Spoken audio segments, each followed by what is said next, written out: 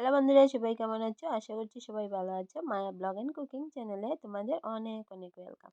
আজ তোমাদের সাথে শেয়ার করতে চলে এসেছি আলু বেগুন দিয়ে পুঁটি মাছের একটা সিম্পল তরকারি। তো কিভাবে করছি এটাই তোমাদের সাথে শেয়ার করছি। ভিডিও শুরুতে সবাই একটা লাইক দিয়ে রেসিপিটি দেখা শুরু করবে। চ্যানেলে নতুন হয়ে থাকলে চ্যানেলটি সাবস্ক্রাইব করার অনুরোধ রইল। পুরো রেসিপিটা দেখতে হলে স্কিপ না করে পুরো ভিডিওটা তোমাদের দেখতে হবে। আর এখানে দেখো আমি একটা কড়াও বসিয়ে দিয়েছি। তো দিয়ে দিয়েছি আমি এবারে সর্ষের তেল। তেলটাকে আমি খুব ভালো মতো গরম করে নিলাম। এবার দেখো হলুদ মাখানো মাছগুলো একে একে এর মধ্যে দিয়ে দিলাম।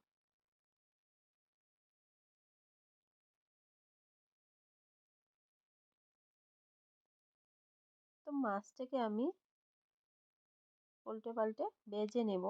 পুঁটি মাছ ভাজতে কিন্তু খুব বেশি সময় লাগে না, যেহেতু হালকা মাছ, ছোট ছোট মাছ, খুব তাড়াতাড়ি ভাজা করা হয়ে যাবে। তো দেখো একটা সাইড কিন্তু ভাজা হয়ে গিয়েছে। এবার ঘুরিয়ে অন্য সাইডটা ভেজে এবার আমি একটা প্লেটের মধ্যে মাছগুলো তুলে নেব।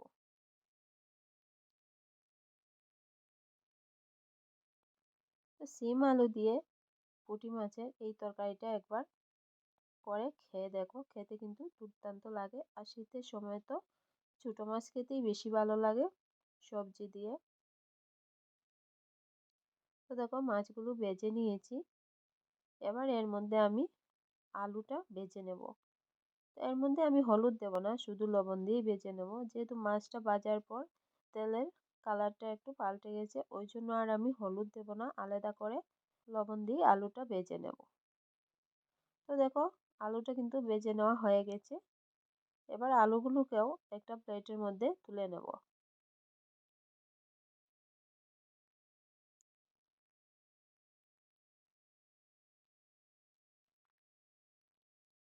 তো সিম আমি আর ভাজবো না, দিয়ে দিলাম এখানে কালো জিরে 1 চামচ ফোড়ন দিয়ে দিলাম পেঁয়াজ কুচি।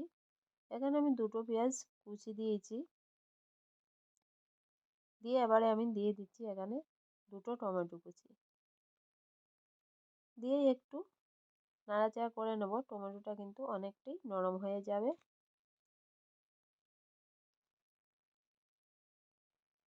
তো দেখো টমেটোটা কিন্তু অনেকটাই নরম হয়ে গেছে। এবারে দিয়ে দিচ্ছি হলুদের গুঁড়ো, জিরা বাটাটা এখানে দিলাম, আর দিয়ে দিলাম কাশ্মীরি লঙ্কার গুঁড়ো, মরিচ, পরিমাণ মতো লবণ। তো অল্প জল দিয়ে মশলাটাকে ভালো মতো কষিয়ে নেব।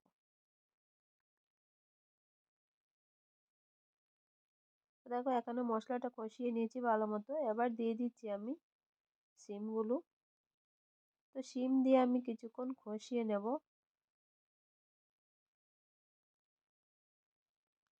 তো দেখো এখানে কিছুক্ষণ শিমটা কষানোর পর শিম থেকে কিন্তু অনেকটা জল বেরিয়ে গেছে। আর এতে কিন্তু শিমটা কষাতে কষাতে অনেকটাই নরম হয়ে গেছে।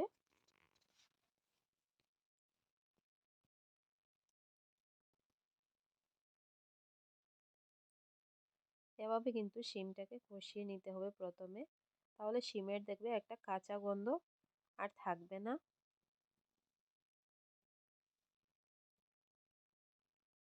একটু বেশি সময় ধরে কষিয়ে নিতে হবে। এবারে এর মধ্যে আমি দিয়ে দেব ভেজে নেওয়া আলুর টুকরোগুলো।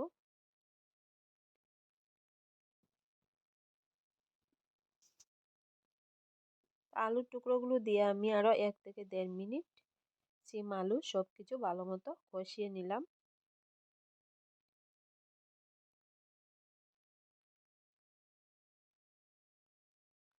তো দেখো সব কিছু ভালো মতো কষিয়ে এবারে আমি এর মধ্যে দিয়ে দেব পরিমাণ মতো জল।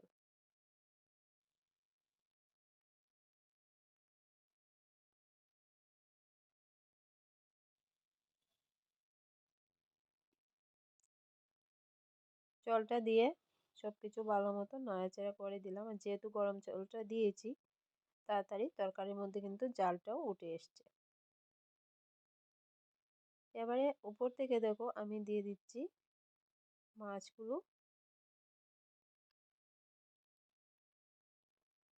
মাছগুলো দিয়ে আমি খুন্তি দিয়ে একটু নাড়াচাড়া করে দিলাম।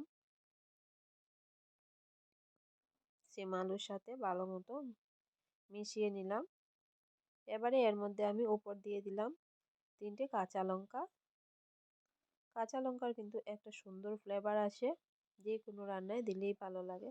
এবার আমি ঢেকে দিলাম 5 মিনিটের মতো। একদম লো ফ্লেমে কিন্তু 5 মিনিটের মতো রান্না করে নিলাম। আর এখানে দেখো অনেকটাই কিন্তু তরকারিটা শুকিয়ে আসছে।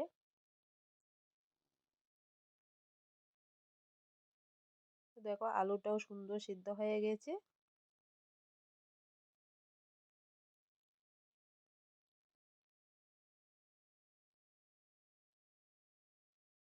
তো এবারে এর মধ্যে আমি দিয়ে দেব ধনিয়া পাতা কুচি।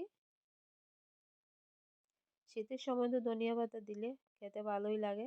আর দেখো আমি একটু বেশি করেই কিন্তু ধনিয়া পাতাটা দিয়েছি। তো ধনিয়া পাতাটা দিয়ে একটু নাড়াচাড়া করে সব কিছু মিশিয়ে নিলাম। আর আমি সবসময় কিন্তু ধনিয়া পাতাটা একদম তরকারিটা নামানোর আগেই দেওয়ার চেষ্টা করি।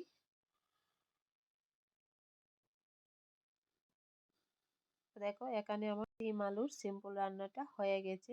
আর খেতেও কিন্তু দুর্দান্ত হয়েছিল।